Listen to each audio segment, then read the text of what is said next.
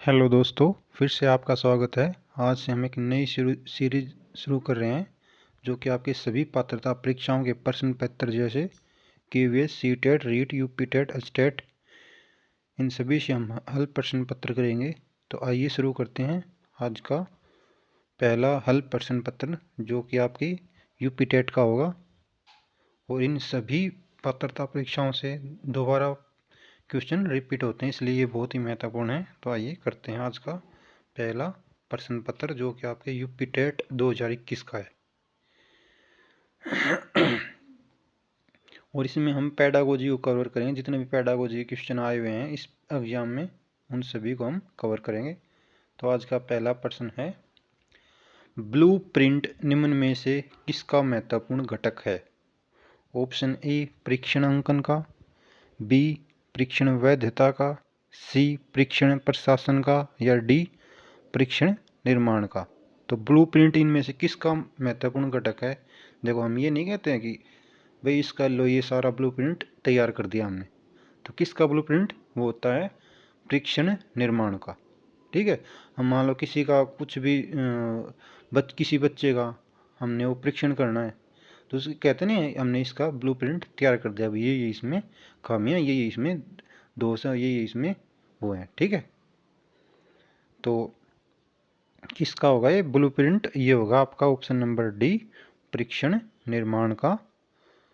ये आपका होता है महत्वपूर्ण घटक, जिसमें क्या होता है जो ब्लूप्रिंट है ना वो परीक्षण निर्माण का महत्वपूर्ण घटक होता है, जिसमें परीक्षण निर्माण के इस चरण में योजनाएं बनाई जाती हैं। परीक्षण के लिए विषय वस्तु, शिक्षण उद्देश्य, प्रश्नों के प्रकार, प्रश्नों की संख्या, समयावधि, अंकन विधि, ये प्रारूप इन बातों में तैयार किए जाते हैं। ठीक है, और परीक्षण की विषय वस्तु, शिक्षण उद्देश्य, प्रश्नों के प्रकार, प्रश्नों की संख्या, इन सभी को निश्चित करने के लिए ब्लूप्रिंट तैयार किया जाता है। भाई किस प्रकार के तो प्रश्न हों, किस प्रकार के उद्देश्य होने चाहिए, किस प्रकार के विषय वस्तु होने चाहिए, और फिर उसमें क्या क्या बच्चे का रिजल्ट आता है। तो ये सभी क्या होगा आपका परीक्षण निर्माण की ये एक ब्लूप्रिंट है, वो महत्वपूर्ण घटक है। ऑप्शन नंबर डी आपका सही हो जाएगा, ऑप्शन डी। अगला क्वेश्चन है क्वेश्चन नंबर 2, विकास की पूर्व संक्रिया अवस्था निम्न में से किसने दी? जो विकास की पूर्व संक्रिया अवस्था है ना, तो वो तो आपकी डॉक्टर जीन पियाजे ने दी, जो उन्होंने 4 अवस्थाएं बताई हुई हैं। और जो जितने भी सिद्धांत हैं ना उनकी सीरीज हमने शुरू की हुई है, वो आप देख सकते हैं, वो आपको हमारे यूट्यूब चैनल पर मिल जाएगी। वो हमने इतनी अच्छे से समझा रखी है, उसमें से एक क्वेश्चन भी बाहर नहीं आना, और हर बार है ना उससे जरूर आते हैं क्वेश्चन। तो option A Skinner, B Kohler, C प्याजे, डी ब्रूनर। तो विकास की पूर्व संक्रिया का अवस्था दिया, जो अवस्था वो दी थी डॉक्टर जीन पियाजे ने। जो पहली अवस्था थी इनकी संवेदी पेशी अवस्था, दूसरी पूर्व संक्रिया अवस्था, और तीसरी स्थूल संक्रियात्मक अवस्था, और चौथी थी इनकी औपचारिक संक्रिय अवस्था। ये 4 अवस्थाएं दी थी डॉक्टर जीन पियाजे ने अपने संज्ञानात्मक विकास में, जो हम अपने उस सीरीज में कर चुके हैं। ठीक है, वो आप देख सकते हैं, आपको हमारे यूट्यूब चैनल पर मिल जाएगी। ऑप्शन नंबर सी इसका सही आंसर है।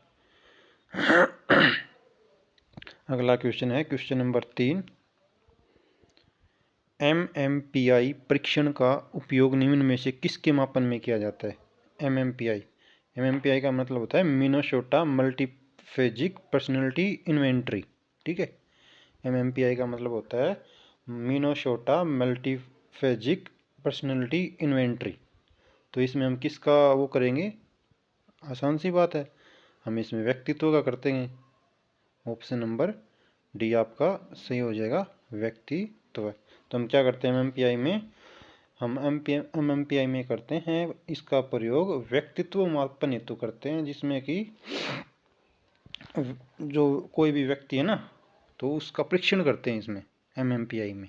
तो ऑप्शन नंबर डी आपका सही हो जाएगा, ऑप्शन नंबर डी। अगला क्वेश्चन है, अधिगम हेतु निम्न में से क्या सर्वाधिक आवश्यक है? तो आपका ऑप्शन है निर्देशन, बी परिपक्वता, सी रुचि, या डी अभिप्रेरणा। तो आपका क्या होगा? ऑप्शन नंबर डी अभिप्रेरणा आपका सही आंसर होगा, ऑप्शन नंबर डी। अगला क्वेश्चन है आपका, जो शैशव काल होता है उसका समय होगा। शैशव काल का ऑप्शन ए 15 वर्ष तक, बी जन्म से 2 वर्ष तक, सी जन्म से 6 वर्ष तक, या डी 12 से 18 वर्ष तक। तो शैशव काल का कितनी अवधि होती है? शैशव काल की अवधि है जन्म से 2 वर्ष तक। ठीक है, जन्म से 2 वर्ष की अवधि वो शैशव काल की होती है। बालक इस अवस्था में पूर्णतया माता पिता पर आश्रित होता है। ठीक है, वो अपनी मूल प्रवृत्तियों पर निर्भर होता है और इस अवस्था में बालक के अंदर संवेगात्मक विकास होता है। और यद्यपि परीक्षा इसमें है ना, क्या होता है कि बच्चा केवल अपनी मूल प्रवृत्तियों पर ही निर्भर रहता है। ठीक है, जन्म से 2 वर्ष तक की ये अवधि होती है। तो आपका ऑप्शन नंबर बी ठीक हो जाएगा, जन्म से 2 वर्ष तक। अगला क्वेश्चन है, पूर्व अनुभव के आधार पर संवेदना का अर्थ है। ठीक है, पूर्व अनुभव के आधार पर संवेदना का अर्थ प्रदान करना कहलाएगा, वो कहलाएगा प्रत्यक्षीकरण। प्रत्यक्षीकरण कहते हैं जिसे हम। तो आपका ऑप्शन नंबर इसमें ये प्रत्यक्षीकरण सही हो जाएगा। ठीक है, प्रत्यक्षीकरण में व्यक्ति सक्रिय होकर अपने पूर्व ज्ञान के आधार पर संवेदना का अर्थ प्रदान करता है। ठीक है, प्रत्यक्षीकरण।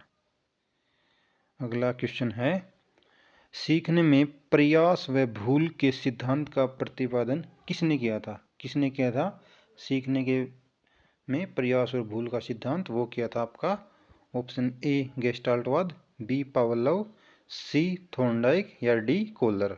तो इसका सही आंसर क्या होगा? थॉर्नडाइक ने किया था ना। थॉर्नडाइक ने किया था।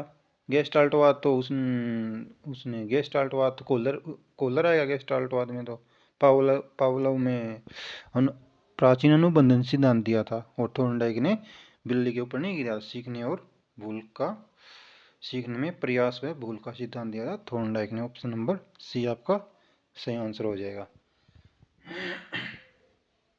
और अगला क्वेश्चन है क्वेश्चन नंबर 8।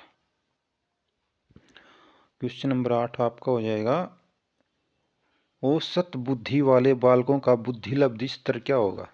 ठीक है, जिनकी जो ज़्यादातर बच्चों की औसत बुद्धि लब्धि होती है, उनकी जो बुद्धि लब्धि है वो क्या होगी?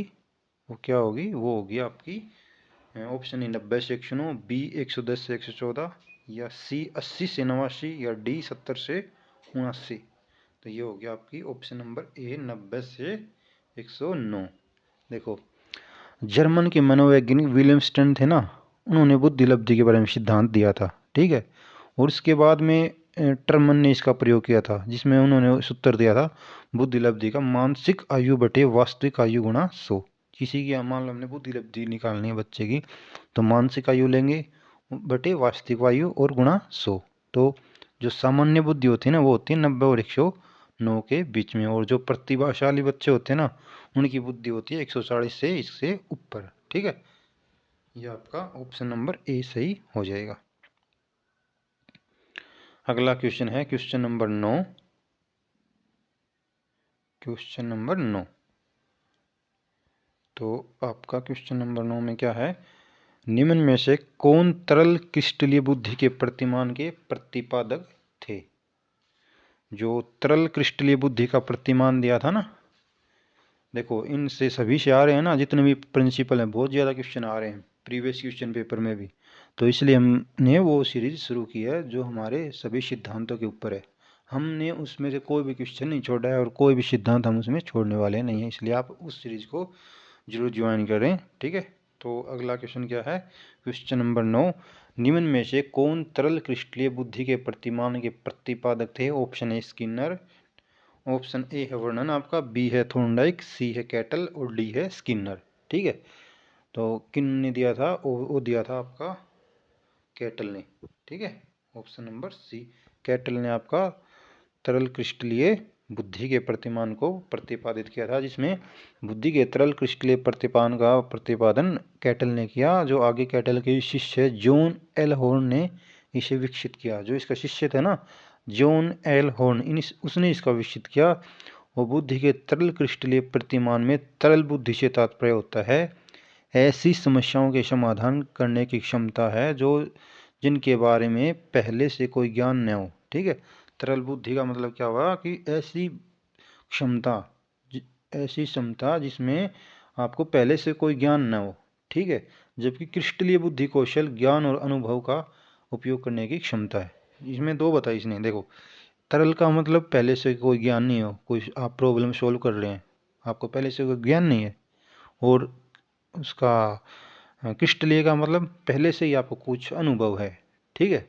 मान लें आपने पहले से कुछ सीखा हुआ है, वो आपकी होगी क्रिस्टलीय बुद्धि में। तो आपका ये प्रतिपादन किया कैटल ने, ठीक है। ऑप्शन नंबर सी आपका सही आंसर हो जाएगा 9 का, ठीक है। अगला क्वेश्चन है आपका, क्रिया प्रसूत अधिगम सिद्धांत का प्रतिपादन किसने किया।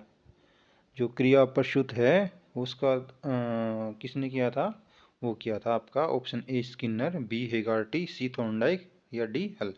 तो ये तो आसान सा क्वेश्चन है, ये किया था आपका ए स्किनर ने, ठीक है। स्किनर ने किया था ना। और कमेंट में ये जरूर करके बताएं स्किनर ने ये प्रयोग किसके ऊपर किया था, ठीक है। ऑप्शन नंबर ए आपका सही हो जाएगा। क्रिया प्रसूत अनुबंधन सिद्धांत का प्रतिपादन बी एफ स्किनर ने किया था। और क्रिया प्रसूत अनुबंधन सोचने की एक वह प्रोसेस है, ठीक है, जिसमें दंड अथवा पुरस्कार द्वारा व्यवहार में परिवर्तन लाया जाता है। ये ध्यान रखना कि स्किनर ने जो अपना जो सिद्धांत दिया उसमें क्या करते हैं, इसमें दंड अथवा पुरस्कार द्वारा व्यवहार में परिवर्तन लाया जा सकता है, ठीक है। ये कोलबर्ग की जो प्रथम अवस्था होती है ना, उससे मिलता जुलता प्रथम अवस्था से। इसमें वो भी कहता है ना, दंड और पुरस्कार के द्वारा बच्चा संचालित होता है। अगला क्वेश्चन है आपका, ऑप्शन इसमें है 11 नंबर का क्वेश्चन आपका,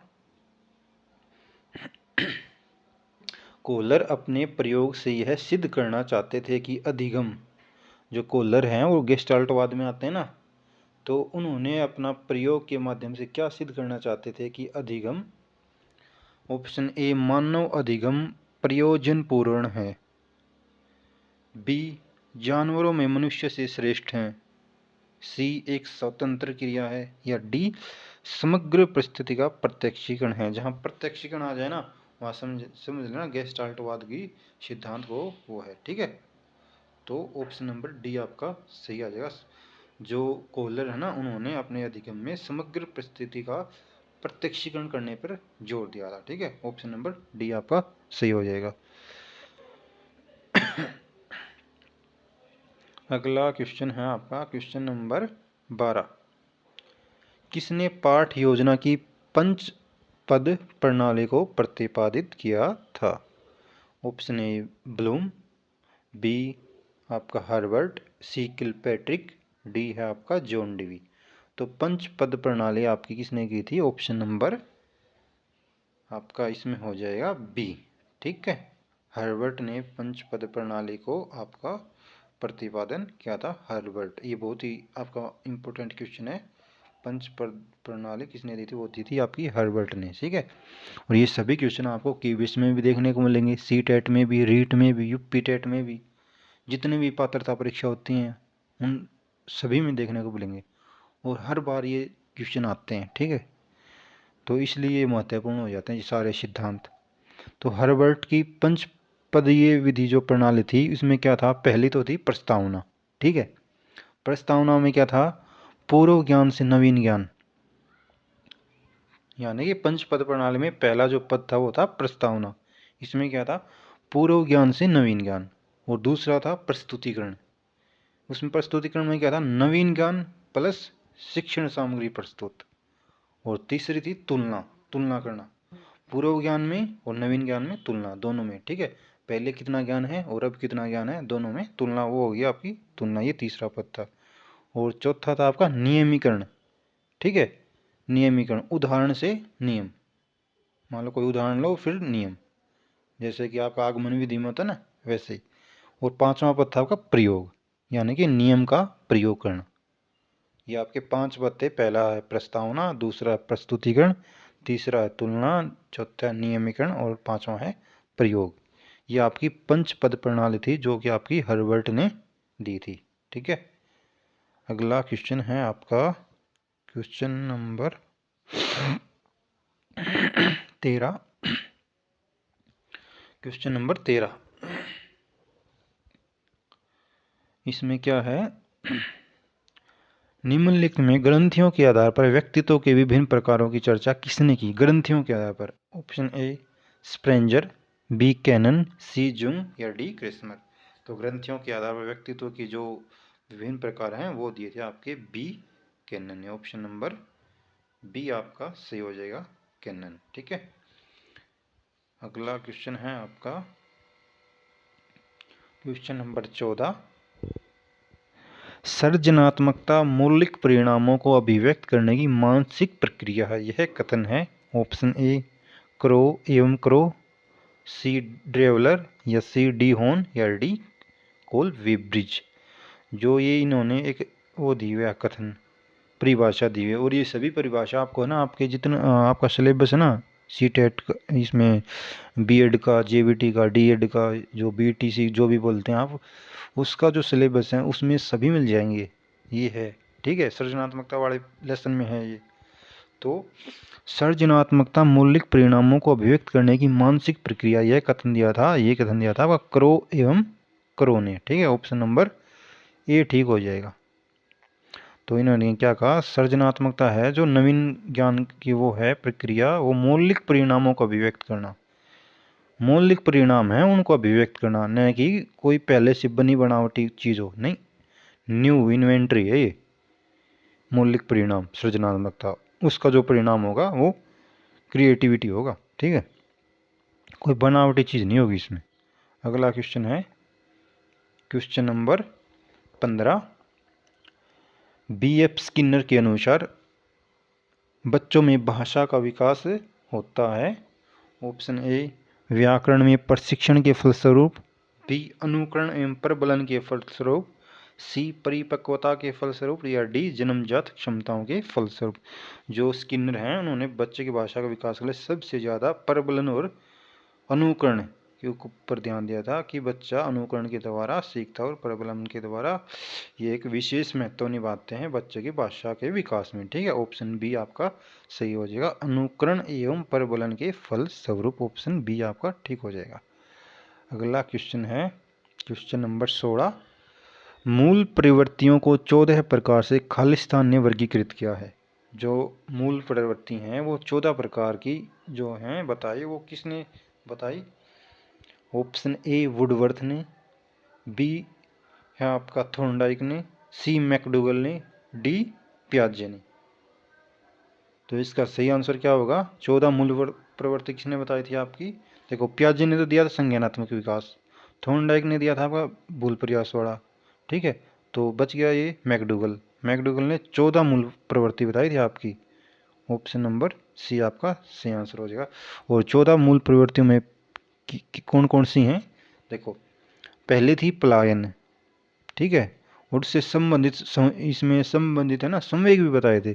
पलायन में बताया था, पलायन कब करेंगे? जब भय लगेगा, इसका संवेग होगा भय।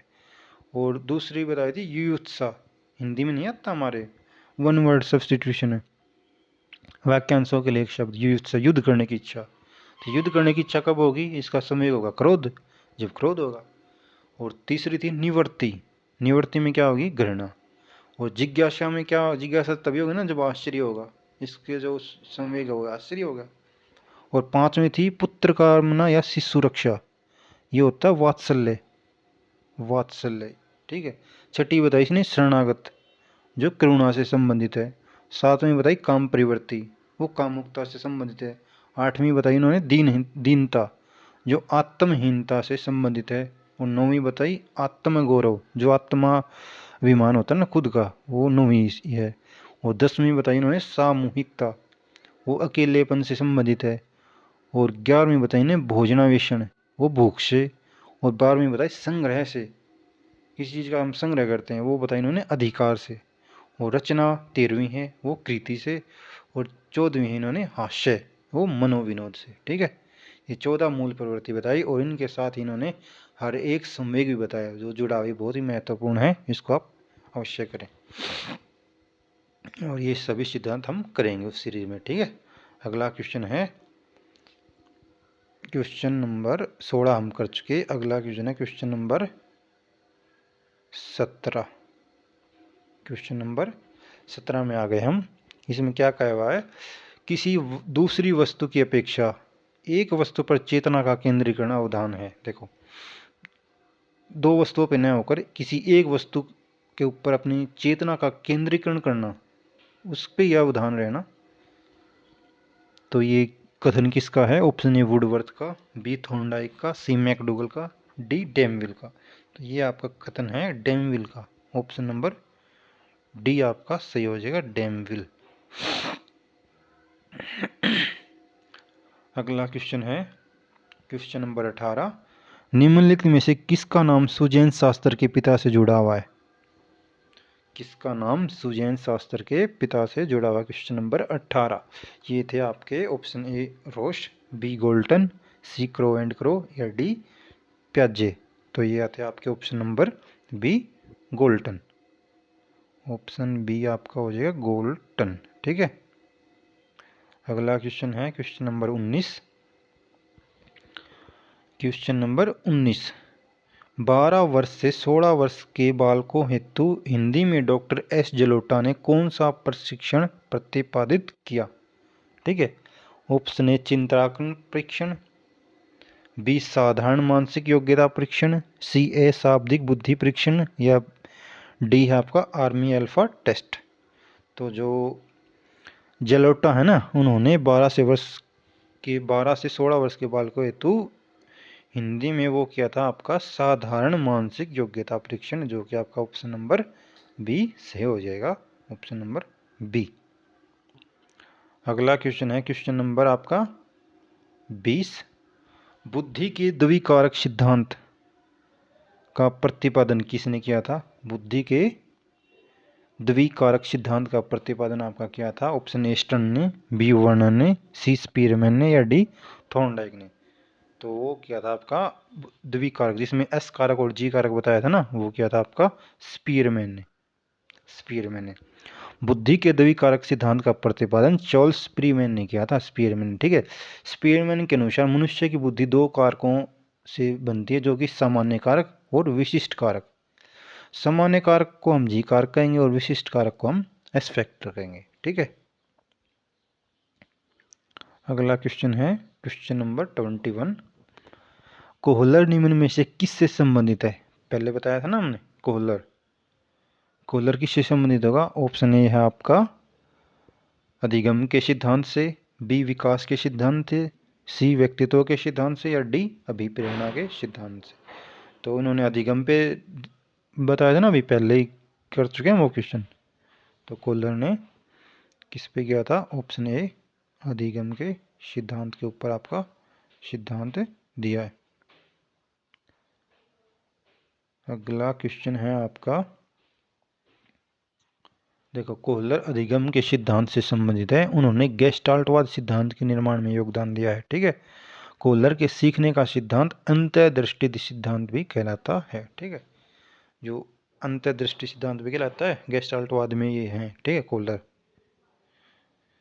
अगला क्वेश्चन है, मैकडूगल के अनुसार मूल परिवर्तियों की संख्या कितनी होती है? अभी की थी ना हमने, कितनी थी वो? 14। तो कितना इसका आंसर हो जाएगा? ऑप्शन नंबर सी आपका सही आंसर हो जाएगा, ऑप्शन सी। 14 मूल प्रवृत्तियां थी इसकी, और उनके हर एक के साथ संवेग भी जुड़ा हुआ है। ठीक है। अगला है, निम्न में से किसका प्रयोग कुत्ता एक विषय था? किसके प्रयोग में कुत्ता एक विषय था? Option A Kohler. ये आपके लिए, ठीक है, ये आप ऑप्शन कमेंट में जरूर बताएं। कोहलर का विषय क्या था? कुत्ता था, बिल्ली था, चिंपैंजी था, चूहा था? ठीक है, कोहलर का जरूर बताना आप कमेंट में अगर आपको आता है तो। थॉर्नडाइक का बिल्ली, सी पावलोव का क्या था? कुत्ता। ठीक है। और स्किनर का था चूहा।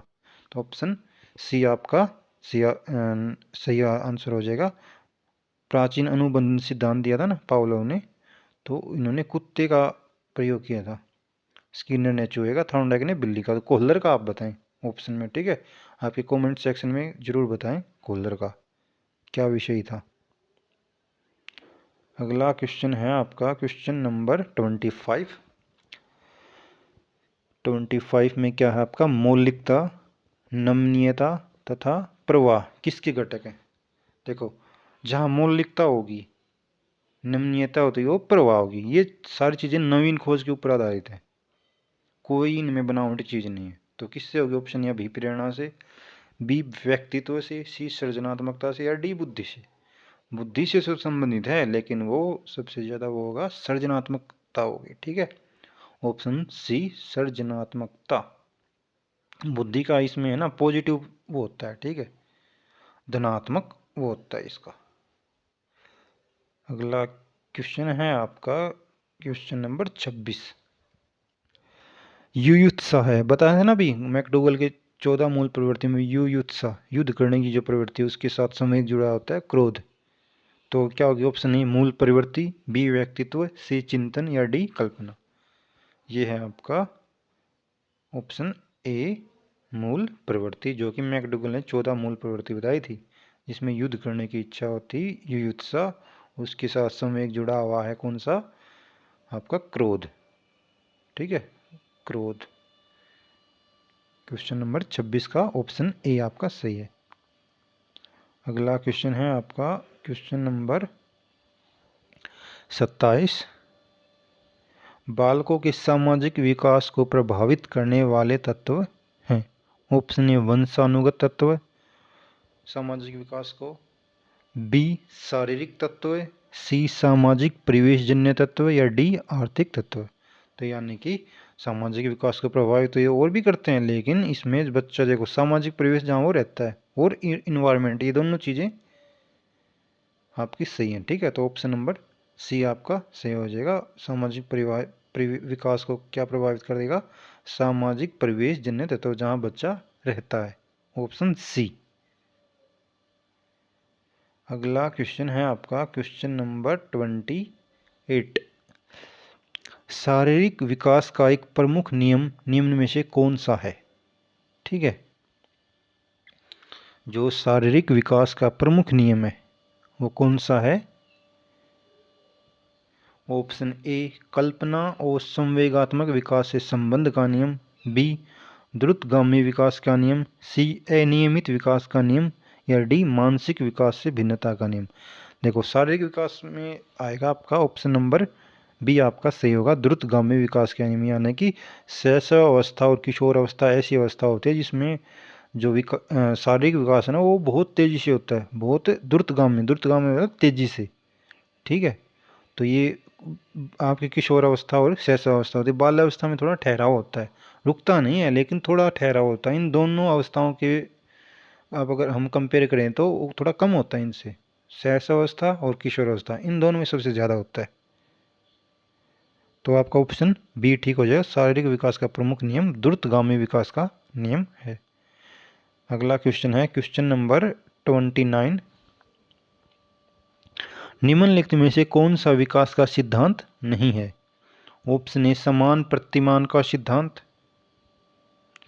या बी निरंतर विकास का सिद्धांत, सी परस्पर संबंध का सिद्धांत। देखो निरंतर तो चलता है, ये भी है, परस्पर भी चलता है, ये भी है सिद्धांत, समान प्रतिमान भी होते हैं।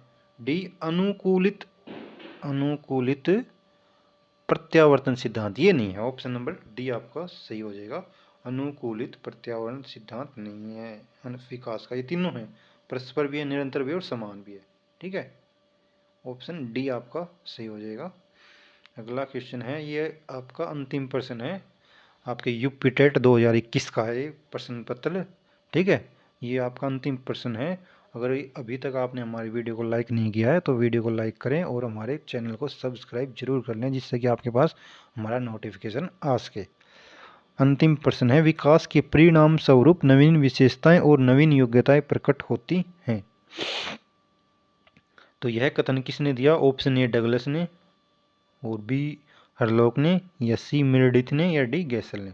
देखो आपको सबसे पहले आपका जो भी सिलेबस है ना वो पहले पढ़ना है, चाहे बीएड का सिलेबस हो, जेबीटी का हो, डीएड का हो, या बीटीसी जो भी आपका वहाँ पे नाम है। ठीक है, उसका सिलेबस जरूर पढ़ें और किताबें आप बाद में पढ़ें। और सिलेबस तो आपने जिस टाइम पे जेबीटी, डीएड, बीटीसी ये बीएड की हुई है उस टाइम पे पढ़ा था, उसमें ज़्यादा दिक्कत नहीं आएगी। सबसे ज़्यादा जो क्वेश्चन आते हैं आपको आपके सिलेबस से आते हैं। और अब की बार तो केवीएस में जो संबंधित विषय है पेडागोजी वाला, ये तो 60 नंबर का दिया हुआ है, उसमें तो बहुत ही महत्वपूर्ण हो जाता है। और प्रीवियस क्वेश्चन पेपर इसलिए करवा रहे हैं क्यों, उसमें हर बार हर एक क्वेश्चन पेपर में रिपीट होते हैं, तो इसलिए आप इनको ध्यान से करें।